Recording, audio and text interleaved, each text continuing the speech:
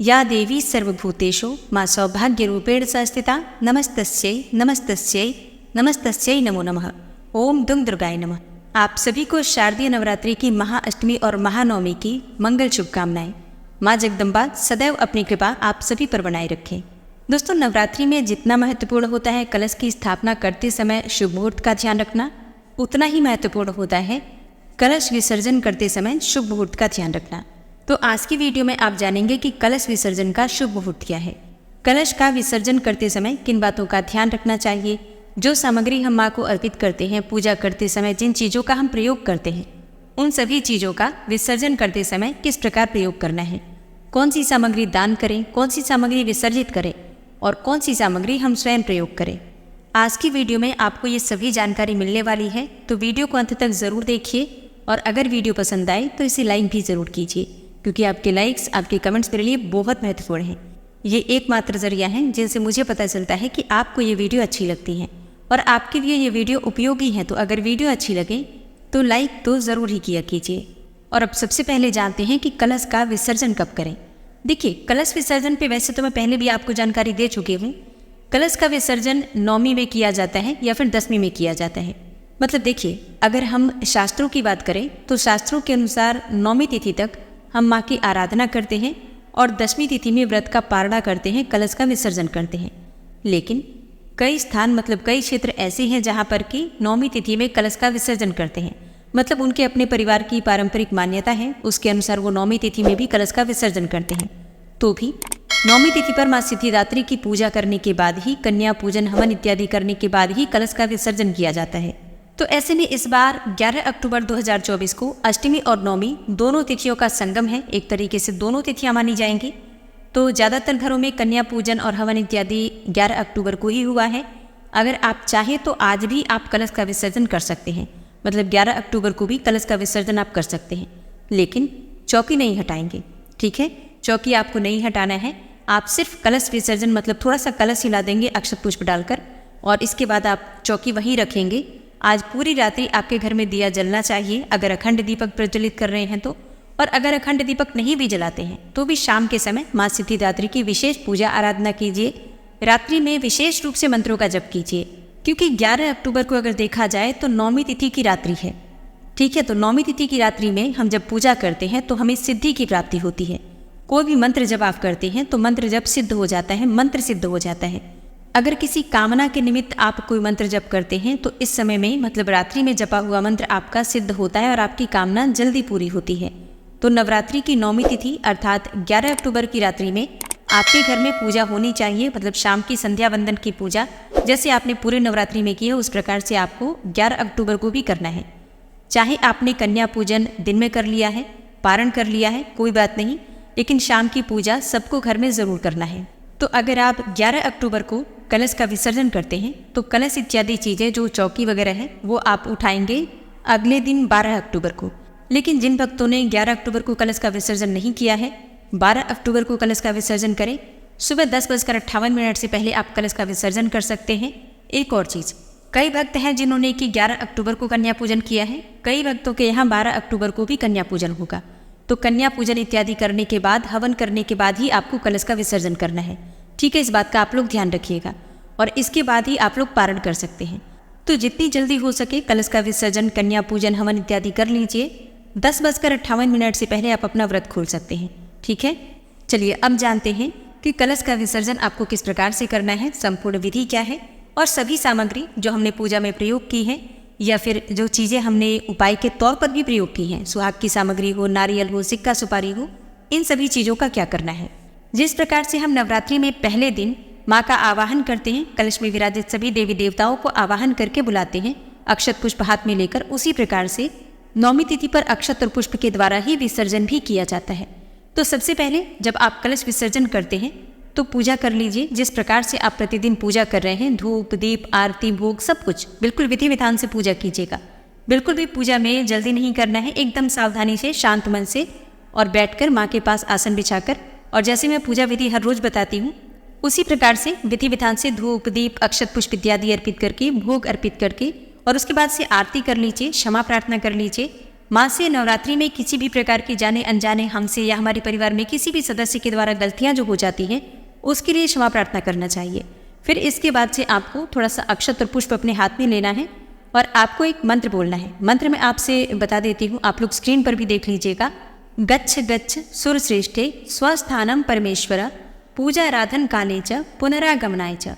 और अगर आप संस्कृत में नहीं बोल पाते हैं तो आपको हिंदी में ही अपने भाव व्यक्त करने हैं कि हे सभी देवी देवता, मतलब सभी देवी देवताओं का मन में ध्यान कर लीजिए। फिर अपने दोनों हाथ जोड़कर प्रार्थना कीजिए कि हे सर्व देवी देवता, आप सभी मेरे इस पूजा में, मेरे इस आराधना में शामिल हुए, नवरात्रि की पूजा में शामिल हुए और इस पूजा को आप लोगों ने निर्विघ्न पूर्ण कराया। और अब जैसे कि पूजा संपन्न हो गई है तो आप सब लोग अपने अपने स्थान पर जाएं।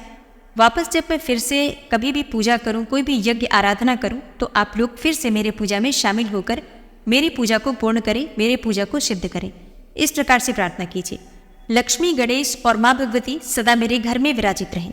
मतलब देखिए, जो हम आवाहित देवी देवता हैं, जैसे कि जो कलश के अंदर आवाहित देवी देवता होते हैं, हम उन्हें ही विदा करते हैं। जो हमारे घर में देवी देवता विराजित हैं, माँ लक्ष्मी, गणेश जी, भगवान विष्णु या जो भी देवी देवता जो हम रोज पूजा करते हैं, उनकी विदाई नहीं करी जाती है। तो अवाहित देवी देवता कौन से हैं? सिर्फ कलश में जो विराजित हैं।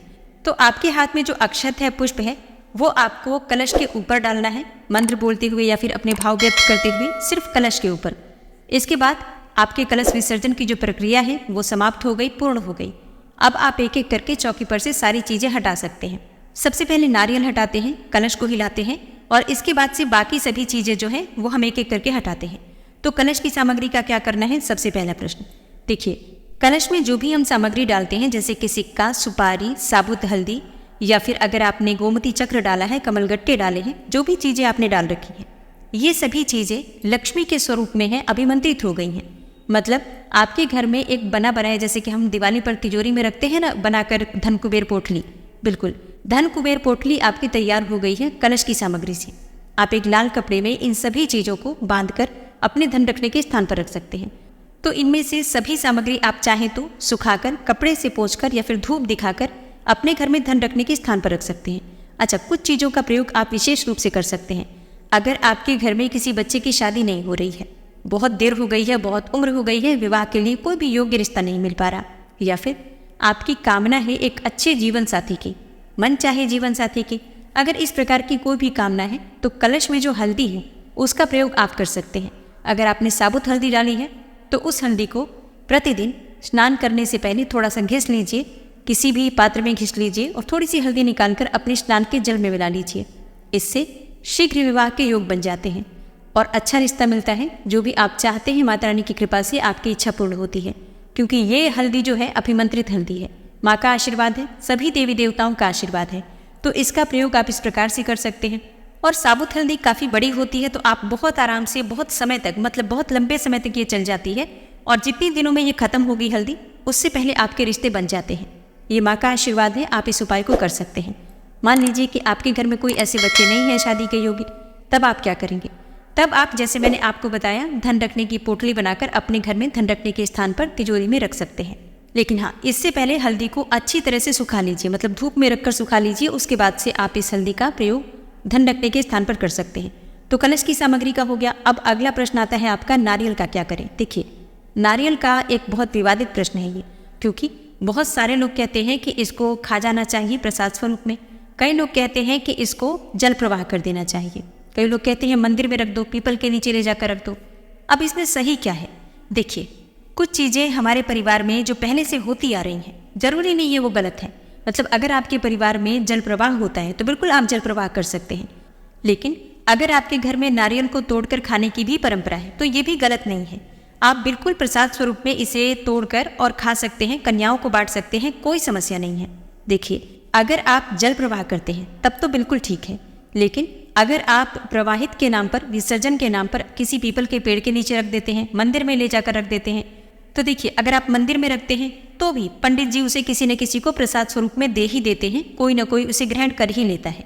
और अगर आप किसी पीपल के नीचे रखकर आ जाते हैं तब तो ये महान गलती है। इस गलती की फिर कोई क्षमा नहीं है, क्योंकि देखिए, पीपल के नीचे से फिर वो किसी के पैरों में आ सकता है, ऐसे ही इधर उधर बिखरता रहेगा, फिर उसका दोष कौन लेगा? अपने सर पर आपको ही लगेगा। तो इस बात का ध्यान रखिए। अगर आपके यहाँ जल प्रवाह होता है मतलब जल प्रवाह ही होना चाहिए, फिर इधर उधर नहीं फेंकना है आपको। और अगर आप उसको तोड़कर खाते हैं, ये बिल्कुल भी कोई बड़ी गलती नहीं है, आप लोग खा सकते हैं। एक और चीज़, जैसे कि कई लोग कह रहे हैं कि नारियल में ही हम सभी देवी देवताओं का आवाहन करते हैं। नहीं, ऐसा नहीं है। नारियल में हम आवाहन नहीं करते हैं, नारियल से हम उस कलश को ढकते हैं। कलश में सभी देवी देवताओं का आवाहन किया जाता है, कलश के जल में सभी देवी देवताओं का वास कराया जाता है। ठीक है, तो इस बात का ध्यान रखिए, नारियल में देवताओं का आवाहन नहीं किया जाता है, कलश में किया जाता है। नारियल से सिर्फ हम उस कलश को ढकते हैं। तो इसमें किसी प्रकार की मन में शंका नहीं रखना है आपको। आपके यहाँ जिस प्रकार से नियम पालन किया जाता है, चाहे जल विसर्जन या फिर उसको प्रसाद स्वरूप ग्रहण, अपने परिवार की परंपरा के अनुसार आप बिल्कुल वही चीज़ करिएगा। और कलश में रखे हुए जल का आप अपने घर में छिड़काव कर सकते हैं, दुकान में, ऑफिस में, कहीं पर भी छिड़काव कर सकते हैं। ये शुद्ध जल होता है, पवित्र जल होता है। इस जल का छिड़काव करने से घर से नकारात्मक शक्तियाँ दूर होती हैं, सकारात्मक ऊर्जा का प्रवाह घर में बना रहता है। अगर आपके घर में कोई ऐसा व्यक्ति है जो हमेशा बीमार रहता हो या फिर हर वक्त आपके मन में नकारात्मक ऊर्जा बनी रहती है, मन में डर बना रहता है, भय बना रहता है, तो जल में, अपने स्नान के जल में थोड़ा सा इस जल में से मिलाकर स्नान भी कर सकते हैं। तब तक के लिए जय श्री राधे।